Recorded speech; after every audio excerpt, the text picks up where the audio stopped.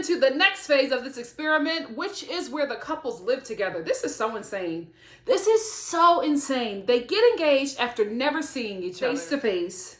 Then they go on a honeymoon where they have sex with each other, strangers. Now they have to live together until the wedding. How long was this process? How much money did they offer you guys to agree to this? This just seems so ridiculous. But the drama is oh so delicious. Let's get into America's sweethearts, Cameron and Lauren. Oh, my fave. Again, I haven't watched the finale.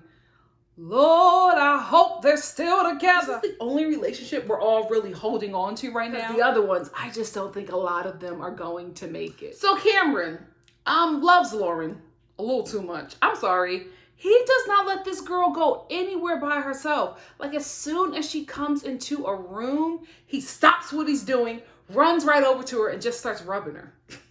Just, hey, honey. Hey, I don't think that Cameron is picking up that she doesn't like that. Because she'll sit there and she'll be like, oh.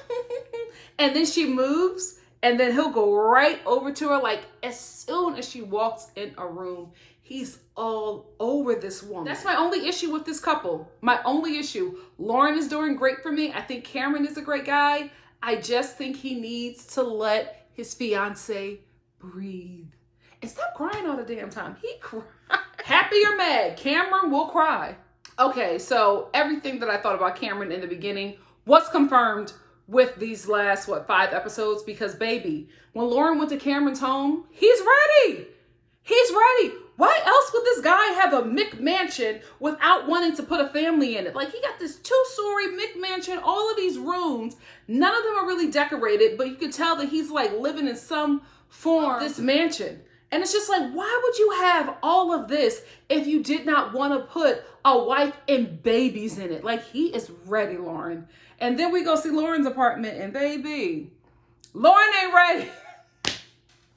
Lauren got her first little college studio apartment, and I'm like, girl, y'all on 2 different pages. I hope if they didn't get married in the finale, that they decided to stay engaged or date for a while so that Lauren can get to the level, or at least closer to the level, of where Cameron is. I just think that he went into this experiment wanting to walk out with a wife. That was like his goal. And I think Lauren went into this experiment just wanting to see what happens. He's really intense in a good way. Like, they're both a cute, attractive couple. Like I said, I'm rooting for them, but I just think that Cameron just needs to...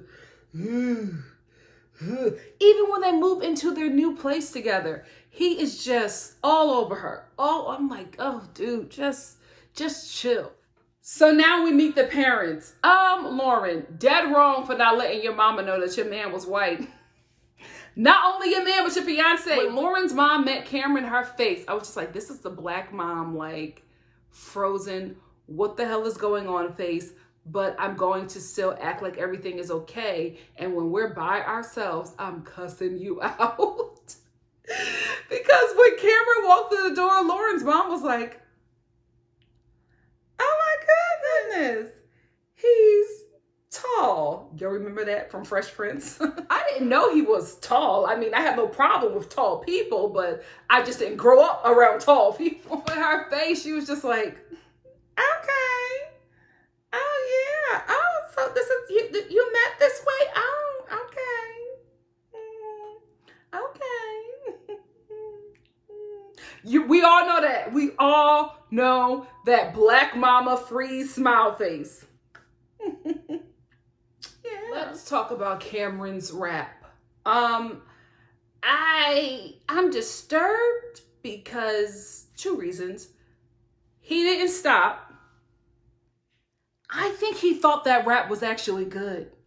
I really would, because he was so serious and he had like mannerisms, and I was like, No, my sisters and I, we were watching this and we were like, no, Cameron, don't do it. He could have said no. You know what I mean? I would have even been on board if he would have did a little, not a hip hop, something like, I think it was the fact that he did this rap not knowing that it was hella corny. Like, he just didn't know. And then Lauren hyping him up. That's, what you gotta do with your baby. She's like, yeah. Hyping up her man. Go ahead, girl. Do what you gotta do. Hype up your Caucasian king. But, serious. And I was like, Lauren, please don't let your white husband rap to you in the kitchen. Like, I hope this is not what you're allowing in the home. Yeah, because we kick the science and we learn these lessons that nobody can be hating and depressing. What are you talking about, Cameron? What he was dead serious, and it went on for a good 2 minutes. So the fact that you still have this rap memorized, it tells me that you still writing bars. Lauren, don't have your man out here like that, especially now if you're the wife, hopefully. If you're the wife, I hope you don't got your king out here looking foolish. Because, baby, we clowned him on Twitter. It was a good time. It was a good time on Twitter when everybody got to the Cameron rapping scene. Cameron meets the daddy. This meeting went a lot better than I anticipated because of the way Lauren kept on talking about her father. To be quite honest with you, we thought that when we met her father, it was going to be, a full-on hotep. Like, that's what we thought, the way she was describing him. And then we meet him and I'm like, he's just like a regular dad. Like, he doesn't have anything against Cameron being white. He asked really great questions. He was just like, have you, done this before? Have you dated, been in a relationship with a black woman? How was it? Like, this is his child. He's concerned. If he's giving her over to you, he needs to make sure you will protect his child. So he wanted to know, had Cameron, dated interracially before? And if he had he dated a black woman, how did he protect her? Because you're going to need to protect your wife, especially your black wife. So the dad wanted to know, and I thought he was asking great questions. He didn't seem that he didn't like Cameron because he was white. He did not seem to give him a hard time because of that. Like, Lauren, was your dad acting or were you over exaggerating? Because I liked her dad. I really, really do. And it seems like at the end of Cameron meeting her father, he really came around to him. He even said it in the confessional. He said, I like him. I just, this process is not something that I would want for my daughter. But, if he'll protect her, I'm on board. Good dad. Good dad. But Cameron was a little nervous. He was a little nervous because that voice changed. His voice was cracking and everything. And I was watching this like, Cameron, are you going through puberty or are you that shook by daddy? I really like this couple. I hope to God that Cameron does not have that black woman that he used to date before Lauren buried in his basement. I get a little bit of that. I'm just like, where is that sister now? Have we located her? If we haven't, check the basement of the McMansion. I'm just saying. I watched a lot of ID channel. This seems familiar. Stay woke, Lauren. And start that YouTube. Woo! Gigi and Damian. Gigi is just so chaotic. Oh, gosh, this is why she's good for reality TV. She's so chaotic. She's a huge self-sabotager. If anything feels good, like it's going right, she even admitted it, she just starts to find ways to make it not work. Everything that Damian is giving her, she's finding a problem with it. She didn't find it on the first night. Damian was really trying to take it easy. She was just like, no, I don't even want to eat this food. I want to eat you. Like, girl was ready. The hell with this chicken. I want the other white meat. Gigi was ready. Damian, you got in a bit over your head. You can't handle this girl. You cannot handle this woman because that dude is always shocked every time she cusses him out. I'm like, how are you shocked that she's cussing you out face to face? She was cussing you out when you was in the pods and you still kept on coming back. You're here because you want to be here, bro. We all saw the signs. That's why, can we be real? At the end of this process, the pod process, Gigi didn't have nobody else coming into her pod. It was just Damian. The men had one sit down with Gigi and was just like, okay, I'm good. Everybody deserves love, but Gigi, you need like a UFC fighter or something like that. You need a Navy SEAL. That's the only kind of guy I could think that could take on Gigi. A Navy SEAL, somebody in the Rocks family, you know what I mean? That whole bloodline, the men in that bloodline, gorgeous. I think they could take on the Gigi. But a Damian, hell no, girl. Hell no. When you say this is the best sex of your life, do you notice how I stay quiet?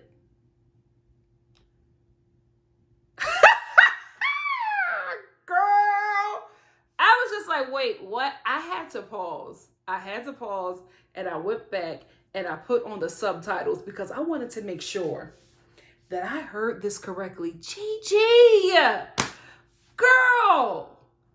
First of all, listen, I'm not saying you can't be honest with your mate, but to tell your fiance on camera that his sex is trash. Poor Damian, he was just like, no, sometimes you're screaming, you're saying that it's good. And she was just like, yeah, but that's sometimes. Damian, do run. This isn't a right fit. This is not a right fit. I don't think they're getting married. I've watched all the way up until the finale.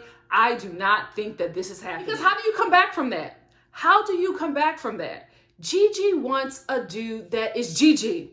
She wants to meet her mate with a bit more aggression. When she told him, sometimes I just want you to take it. I said, girl, you better know what you want. She is tired of him asking for it. She wants him to take it.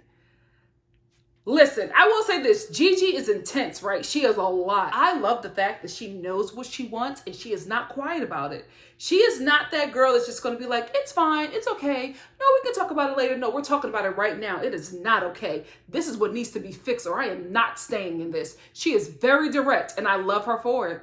I love her because women are not raised to be that way. I don't think that any moment in Gigi's life was she raised or brought up to walk behind a man. Even beside him. She doesn't give me that she was trained with that ideology that a lot of women are raised with where you belong in the kitchen and just birth the baby. I don't see that being taught anywhere in Gigi's life. Which is why to some, she comes off very aggressive and to others, she's revolutionary. She is a lot. She really, really is. Because even when we meet her family later, they're just like, okay, don't mess this up. We know how you are. But I just love that she is not going to be in something that does not suit her for too long. I think she's really trying to make it work with Damian outside of the pods because I do think there's some feelings for him as well. I also think for her, just like with Lauren, this is a really good platform for her. She's a blogger. This show is only going to get her more coin. I think that in the real world, she probably would not have, went this far with Damian. But this TV show that now is extremely popular, it's something you can't walk away from, especially when they're giving you a little coin and telling you there's going to be a lot of exposure. I think that's what's keeping her here. Because if it ain't the man and it ain't the sex, girl, what? Why are you still here? Opportunity.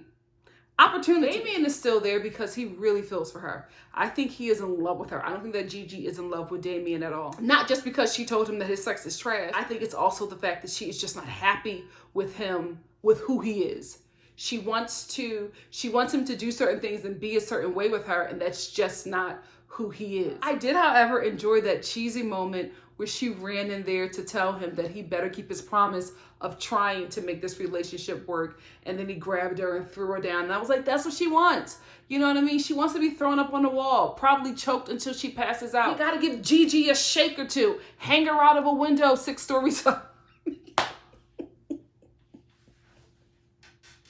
Let her ghost ride the whip. That's what Gigi wants. She wants some action, some adventure, some excitement, a little bruising, not too much, a little biting, not too much, You got to bring out the toys and the tools. She wants to leave that bedroom with a limp or two, not just because it was good, but because it was rough. That's Gigi. That ain't Damian. What I also thought about this, I think that Gigi is probably just desiring a man from her culture. I think that's what she needs. I feel like she's trying to make Damian fit in a cultural box he is unfit for. That's what it is. I think she's attracted to a certain machismo that can only come from the men of her culture. She's trying to put it on this corn-fed white boy, and that's just not reality. That's not his culture. You know what I mean? He is giving you Damian from where Damian is from, and you're trying to make him, Domino. Again, I haven't watched the season finale, but I feel like Damian is going to get cold feet and is not going to marry Gigi because his parents are not at their wedding. Not at all. The parents are not there. The episode ended with him crying or whatever, but I think that he is not going to marry her because his parents do not approve. His parents didn't, take out any time to meet her before the wedding. If your family is not going to meet your future wife before your wedding, what does that tell you? He even said it to Gigi when Gigi was just like, if they're not okay with me as your partner, would you still marry me? And he's like, he don't know. I was surprised that Gigi didn't run him over with her car. She took that a lot better than I expected her to. I think he got cold feet because I did not see his parents. I saw his friends there. Even when we met his friends, they were always constantly questioning this relationship, as they should. It makes total sense, right? But right before he's about to walk out, the friends are like, are you sure about this? You know, like, and we didn't even get any shots of his parents. So I'm assuming that they're not there. This finale is going to be a mess. My sister needs to hurry up and come home because, baby, I might have to watch this without her. Amber and Barnett. I can't believe I'm saying this. Barnett, run. Run! I like Amber. You guys know this from my previous reviews. I think that she is fun. She's a fun woman, great personality. She just seems like a really nice person. I don't think she's ready for marriage. I don't think she's ready for marriage. When she sat down with Barnett and started telling him about her credit, I was just like, listen, I don't care. I don't care how in love you are. If your partner's credit is trash, hold on until you're really sure about this person, because when you get married, you inherit everything, the good and the bad. You inherit that bad credit. You inherit that debt. She just started as soon as they got to his place, because this is the thing. Barnett comes from privilege. You could tell that when you met his family. You could tell that when you saw his home. She was even shocked by it. I was shocked by it. I was just like, you are playing scrub, Barnett. Like, you really don't have to be this awful. You seem like you come from good stock, but maybe the stock is, bad. I don't know. I was just very confused. He just seemed very mature outside of the pods, but in the pods, he was just like this overgrown frat boy, and I just could not understand why everybody was falling, while the white girls, let's be real, were falling for him. Then we get outside the pods, and he's like responsible. When we saw his home, I was like, oh, okay, didn't see that coming. Then we go in, the house is clean. There's like no beer cans, no panties hanging from, the ceiling fan. There's not chips all over the, living room floor. He was just like, oh, it's not really clean. And then you go in and you're like, and then you walk upstairs to his bedroom. And he's just like, oh, I need to clean up. It's not, my bed isn't made. And I'm like, what kind of man is this? What is this? I just did not expect for him to be so put together. I'll be very honest with you. The home shocked me. The cleanliness of the home shocked me. And the fact that he just thought that this wasn't good enough. I'm like, who are you? Who are you, Barnett? Because I'm starting to soften, right? I'm just like, you are so awful in the pods. Who is this dude? Then when him and Amber are talking, I'm expecting him to be like in debt and have terrible credit and not really responsible. He's the responsible partner. Who saw that coming? Barnett is the responsible one in this relationship. Amber, okay, she has debt. She, has really bad credit. That didn't shock me. What shocked me is that they weren't equally in this together. Barnett was like, yeah, I got good credit, that does concern me, but, we can figure it out. Who is this dude? He shocked me. These next 5 episodes, I was just like, I don't know why you presented that to us. Did the producers tell you to be that terrible? You are terrible in them pods, boy. Who is this guy now? Even when Amber met his family and his family was being like really, uppity and she does look like she enjoys a drink. The mom was being, really snooty, and, the family just wasn't really welcoming. The way they were looking at Amber, even though Amber was a bit nervous and she did say some things were just like, okay. Felt like she really, wanted to impress his family, even though she had that choker on. We all make mistakes.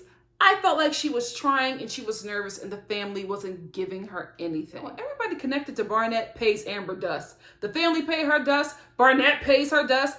But I was really shocked that he was like defending her to his brother when his brother was making sense. He was making sense. Like he was really pushing back against the family.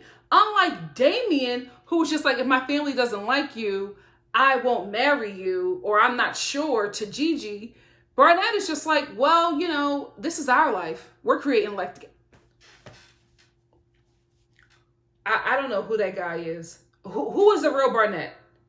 Is he a mixture of those two? Because I am very confused. No, this is our relationship. If they're not accepting of it, it doesn't matter. This is me and you. I'm marrying you. And even after Amber told him that she had debt and her credit was bad and she has a spending problem, she was spitting out so many red flags. He didn't run. He didn't run. And Amber was just like, I never see Barnett because he's always working. So it's good to finally see him. He meets her for dinner. And he's just like,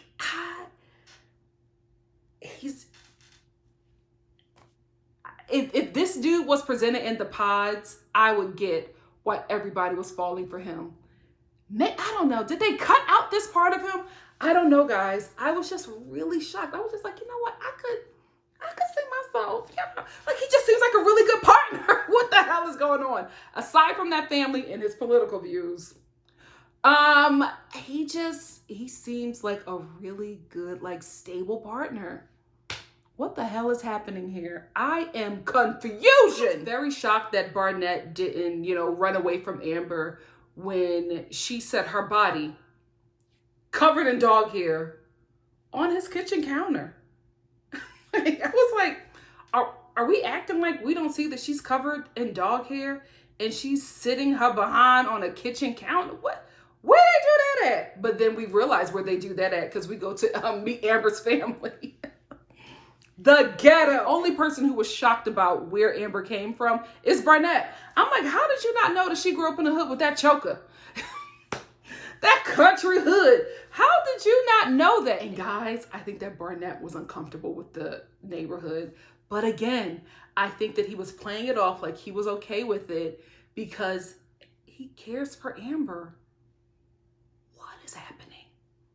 Like, I'm still so shocked. I'm still so shocked. He presented himself in a good way. I think the parents were shocked, surprised, but also elated that, Amber brought home a guy that wasn't, a felon addicted to meth. I think that's what this family thought was in their future for their daughter. You know what I mean? And then she brings home Barnett, the ideal white America son-in-law from the good part of town. I know they were just like, well, God dang it, I hope she makes this one a keeper. They were really excited about him.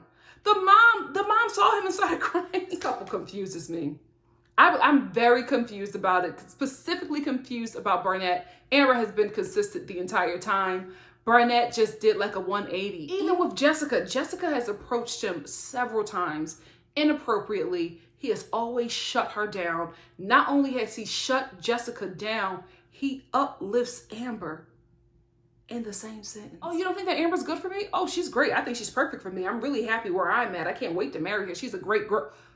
Who is this dude? I would have never expected that from him. Never expected that from him. I also am shocked that Amber has yet to punch Jessica. Jessica is being very inappropriate. Very inappropriate. Every time she gets some alone time with Barnett, she tries to make him think that Amber is not a good partner for him. And we always get shots of Amber watching this woman who clearly wants her fiance talk to him for apparently a really long time. See in the conversations where Jessica starts one place and she's sober, and then by the end of the conversation with Barnett, she is just drunk out of her mind, saying what's true to her heart. But with a sober mind, she probably would not have allowed to slip from her lips to Barnett. But again, he's been the ideal fiance. I'm shocked because he was a horrible boyfriend. He was a horrible date. How do you go from being so terrible? How do you go from being a horrible date, a horrible boyfriend, to all of a sudden an upstanding fiance? What happened here, Barnett? You need to talk, because I'm confused. Kenny and Kelly, let's talk about these really good work friends. There's nothing there. There's nothing there. Even with Kenny lying about, all the rough sex he was having with her, still nothing there. Even when he's talking about it, because he's clearly lying, there's nothing. These two have no kind of chemistry. You know who has chemistry? Their parents. When their parents met, they got along so well. I think the parents are only getting along now because they haven't become Facebook friends yet. Kelly's parents give me staunch progressive liberals, and Kenny's parents gives me right-wing hell. The minute they become Facebook friends, they are going to be fighting in them comments section, and it is going to be a middle-age war. Aside from that, they're the only people in this relationship that have chemistry. Kelly and Kenny do not have it. I'm really shocked that the parents are so supportive of it. Maybe because they want this to work, because they think something else. Maybe they're pushing these partners for a different reason. You picking up what I'm putting down? Can we talk about this bachelorette party and how at her bachelorette party, Kelly decides to tell Jessica, Jessica the Messica, whoever coined that term, genius. She decides to tell her that she's not attracted to her fiance that she's about to marry, and she sees him more as a friend. You at your bachelorette party. How did you let it get this far? Because it seems like they have had conversations about it. Kenny has wanted to have sex with her. She is very apprehensive about it. And I'm just like, ma'am, he has met your family. Y'all sleeping in the same bed, living under the same roof, and you are currently at your bachelorette party. But you're not attracted to your future husband, and you feel like he's just a really good friend. Why are you still here? I feel like after she said that to Jessica, she should have packed her bags and left this whole process. What kept you here, Kelly? Why did you stay in this situation? It made absolutely no sense. Jessica, the Messica, and Mark. It gets worse, guys. It gets worse and worse and worse. I honestly think, I said it in my last review, I'll say it again now, Jessica stayed in this process not to marry Mark, but to hopefully get close enough to Barnett to have sex with him. She wants to ruin his relationship with Amber, and she wants to take him home. Here's the crazy thing about it. If Barnett brought Jessica home, his family would have ate this relationship up. But instead, he brought home Amber, this wild chick from a rough and poor neighborhood. Barnett is probably used to dating Jessica's. Maybe that's why he didn't go for her. I'm trying to figure this dude out. But I honestly feel like if he brought Jessica home, his family would have been like, we're on board.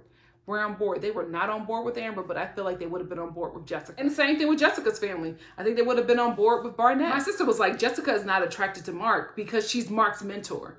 Like, this is how this relationship is going. And I think it's because Jessica is really bothered by a few things concerning Mark, but one thing that really bothers her is the age difference. And so she leads out in that way, because if you notice with Barnett, she doesn't act like this, mentor, you know what I mean? She doesn't act like this staunch older woman. She's really fun and flirty with Barnett, even though he's engaged to somebody else.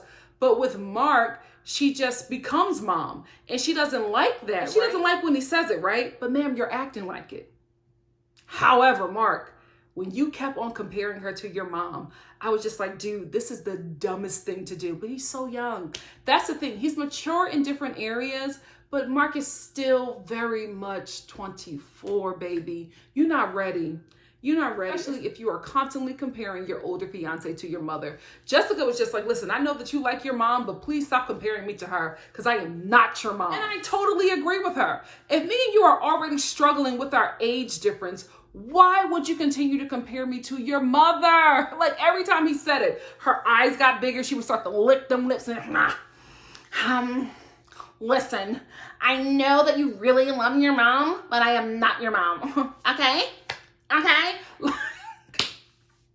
Mother was pissed. And here's where I stopped rooting for Mark, because I feel like he just wants to be in this situation. I've screamed at him through the TV screen to try to save him, to try to want more for himself, to demand respect. He doesn't do it. He allows Jessica to continue to walk over him. And not only does he say nothing, he rewards her poor behavior. He allows her to say and do these vile things, and he gives no reaction. But he comes and he talks to us about the issues that he's having. I'm like, talk to your fiance. Why are you talking to us? And there was a moment specifically in the last scene concerning Mark and Jessica, and I was just like, you know what, Mark? You want this. You want this because to sit there and allow your fiance to serve her dog wine and then take that same glass and drink from it and not flinch. You deserve this, bro. I don't feel sorry for you anymore. I thought that was the moment where you were going to get free. But you didn't flinch. You just watched her do it and still wanted to try to woo this woman in bed. What? He still kissed her after that. What the hell is wrong with you? Y'all both nutty in the fruitcake, because for you to not flinch, bro, for you to not flinch, the world saw that. White people saw that. It was just like, Jessica is nuts. But not you, Mark. Not you. Also, is that even safe for a dog? I have never seen anybody feed a dog wine. Dogs don't have human stomachs. Like, isn't that illegal, or isn't that animal abuse? Where is PETA? Are they aware of this? Are they aware of this animal abuse? But you know what? Something tells me that Jessica and her dog drink wine together a lot, because that dog lapped that wine up. He was so close to tipping it and taking it to the head. I was like, what the hell is going on here? Jessica, are you getting drunk with your dog? Reality TV shows who are in competition with Love is Blind, I'm sorry for you. I'm sorry for you, because this right here is a juggernaut show. Jessica the Messica, after she gets drunk with her dog, her, Mark, Barnett, and all the couples, they all hang out. And for whose birthday? It was somebody's birthday. Whose birthday was it? It was one of their birthdays, and they were all hanging out, and Jessica, drunk. The size of her wine glass leads me to believe that Jessica is drinking a whole bottle of wine, because she's drinking wine from goblets. Her wine glasses look so big, they look like they can also be them candle holders that you see at Marshall's. I was like, is that a candle holder, girl? She gets so drunk. She reveals to Barnett that, she wants a relationship to work with them, and that she wants to be with him, and that Amber isn't a good fit for him. Barnett, again, being a great fiance, I don't know how the hell that happened, but it did. He's shooting her down and uplifting Amber. Then she goes home with Mark and tells him that she is attracted to Barnett and wants to have sex with him. Duh. But you know what Mark does? Goes in the other room and still wants to marry this chick. Dude. You're not ready. You're not ready. You need to know more about yourself. See, I would not want for you to get married right now, because I feel like you think so poorly of yourself. You have to think poorly of yourself if you will continue to accept this treatment from Jessica the Messica with that voice. 34. Okay, girl. I'll play along. So listen, I don't drink, right? So I don't know if you really can get so drunk that you forget everything and you don't know what you did. And even though I don't have that knowledge, I do not believe that Jessica does not know what she said to Mark or Barnett that drunken night that she revealed her true self, okay? I think because Barnett shot her down, now she wanted to go and have closure with him and act like she didn't say the things that she said and act all surprised, and then start to uplift Amber and be like, oh no, I'm in love. I'm happy where I'm at. I don't know why I said those things. I can't believe I said that. Did I really say that? What? And Barnett didn't believe anything she said. He knew, but he's such a good guy. What the hell is happening? He knew, but he did not talk down to her. He was just like, okay. You said those things and I thought that's how you really felt, but if you don't feel that way, okay. I'm happy where I'm at. He kept on ending the conversation with that. Amber, what is this, your work? Is this you? Did you work on him to make him like this? Because I am shocked. So anyway, Jessica's acting like she doesn't remember anything that she said, and all of a sudden she is on the team Amber and Barnett train and really happy for the both of them. And then she sits down with Mark and she's in love with him again. And she wants to marry him, and she doesn't remember anything that she said. And she's telling Mark, oh, I was just drunk. Please don't judge me by that. I'm going to work on that. I'm just nervous or whatever. I don't believe that she doesn't remember. I don't believe that. I think that she realized that because it didn't go the way that she wanted, because if Barnett said, you know what, you're right, let's make this work, the next morning, she would be in his bed. And she would wake up happier than Kevin Spacey at a Boy Scouts convention. Let's not play these games, Jessica. You knew what you were saying, sis. You did not forget anything. It did not go the way that you wanted. So now you're playing this, oh my goodness, what? I said those things? Oh my God, I was drunk. You were drunk? But you remember everything you said. Mark, you deserve better, but now I'm annoyed with you at this point. Because why are you still here? Why are you still going through the situation? Why are you looking at tuxedos with Barnett, the dude that your wife clearly wants to bang, or your fiance clearly wants to bang? Why are you still going through this process? Is this the best looking woman you've ever dated? Like, what is going on with Mark? Is it mommy issues? What is it? I'm confused. Who knows? Let's talk about it in the comment section below, because I don't get this at all. So let's end here talking about Jessica trying to have a Carrie moment, a Carrie from Sex and the City moment with this wedding dress. Because she puts on this dress and she looks great in the dress, but all of a sudden she can't breathe. Oh my God. No, something's not right. Oh my God, what's happening here? I said, oh no, honey, we've already seen this episode. What are you doing? Sarah Jessica Parker played this part better. Just take that dress off and walk away from this process. Barnett don't want you. You are literally staying in this just so you can continue to see Barnett. At some point, he's going to file a restraining order against you and use this show as material, and sis, he will win. He will win. Be honest with yourself. The man that you want to marry does not want you, is not attracted to you, and does not want to be around you. And you do not foresee yourself walking down the aisle, marrying a 5'4" man with a 3B curl pattern from Mexico. It's not happening, Jessica. You don't want him. Let that boy go. Let that boy go. Break his heart. You're going to have to, because at this point, Mark does have you as his mama. There is something really maternal happening here.